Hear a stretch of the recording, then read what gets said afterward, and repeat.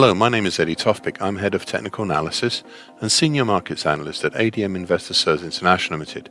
And here's your weekly technical analysis of the Chicago soybean complex. I'll start with Chicago soybeans. The recovery in late July, up from the combined supports of the congestion formed from the lopsided diamond pattern between 1300 and 1180 over October-December 21, within which are the two 50% Fibonacci lines of the April 20 to February 22 move at 1289 and the May 2019 to February 22 move at 1275. Well, to put it lightly and as a minimum, they kept beans in the teens. However, the recovery has been, how should I put it, awkward, to say the least. Prices effectively failed at the February to date 50% Fibonacci line at 1532 and dropped back down through the long moving average, currently 1509, and the change gap down through the 50% Fibonacci line of the December 20, February 22 move at 1451. Interestingly, it was only the congestion zone made up of the lesser Fibonacci levels at 1400, 1389, and 1378 that finally halted the decline last week and then turned the market back up again, though not much by much compared to the size of the decline. Prices punched up through the 50% Fibonacci line at 1451, finding some support there in conjunction with the flatlining short moving average. That's currently at 1449, peaking yesterday not only with an indecisive spinning top, but also being capped by the declining short medium moving average, currently at 1481. So this is the current situation, but it does not easily allow for interpretation of what will be next. One can surmise that the market will become pressure from above the short medium moving average and from below by the 50% Fibonacci line and short moving average, leading to a possible small spurt of action soon. But right now, to see what is next, well, it is not easy. I suspect we may see a sideways to slightly higher action, but even saying that, I have doubts as to whether prices can attain a height of early August just yet. Chicago soybean meal. I'm glad that this commodity is a little easier to interpret than the main soybean contract. What we have here is a number of patterns hitting off of each other. The immediate pattern is a May to date ascending expanding wedge pattern, something I pointed out many weeks ago. This has now developed, that's currently between 403 and 463.80, though it is not a perfect pattern, having been breached topside just before the last change gap. However, the base of the pattern is held, utilizing the neckline of another pattern as its lower trend line, and that is the neckline of the huge December 2021 to June 2022 head and shoulders, and this is important, head and shoulders continuation pattern. This pattern has been the signature pattern here since last year, and it resonates even now. It has the unusual, though not unique feature of a head and shoulders top over February to April, crowning the head of a bigger head and shoulders pattern. Now, going back to the neckline, this shallow uptrend has been the base of a quad and arguably a quintuple or a sextet that resulted, a quintuple or sextet bottom that resulted in the attempt higher 2 weeks ago.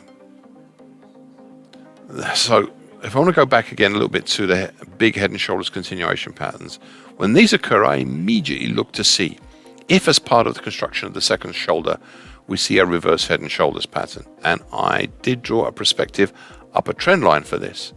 However, the reverse head and shoulders pattern did not really materialize, instead moving to become the upper trend line of the ascending, expanding wedge pattern. So after all of this, we now have the market sitting in amongst the moving averages, two pointing up and two pointing down. A classic indicator of an indecisive trend.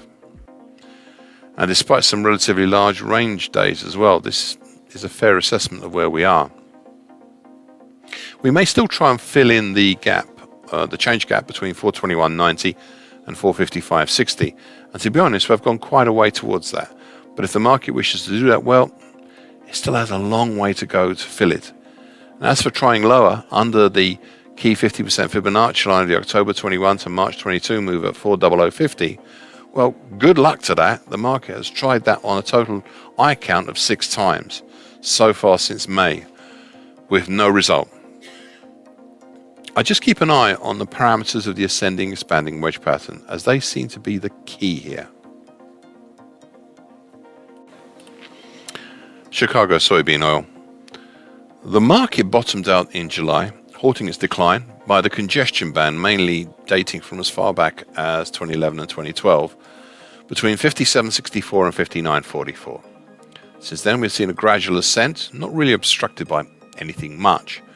Has been passing through the 50% Fibonacci line, the January 2021 to April 2022 move. The long moving average currently 67.53, and the short medium moving average currently 65.68. We've not established over the latter two, but attempts to revert the market back down, such as yesterday's combined key reversal down and bearish engulfing pattern, have been met with countering bullish patterns and moves such as today. Indeed, we've established a bull channel currently 65.80 to 73.06. Now the question now is, how far can we see prices move higher within this bull channel? My immediate thoughts are twofold. Firstly, up ahead we have the current combination of flatlining medium moving average, currently 71.67, and the recent April to July 50% Fibonacci line at 71.97. This would seem to be a reasonable area level to see some resistance. My second thought is more strategic. What if this latest move is an upswing to a larger June or May to date bearish halfway hesitation?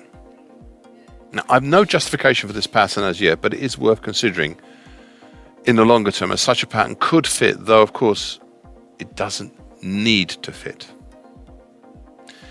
It'll be interesting to see how things develop with this bull channel, especially as prices approach the 72 even area.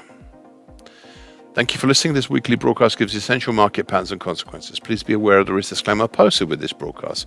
Copyright is Tofpik and ADM Investor Services International Limited. And here comes the final bit.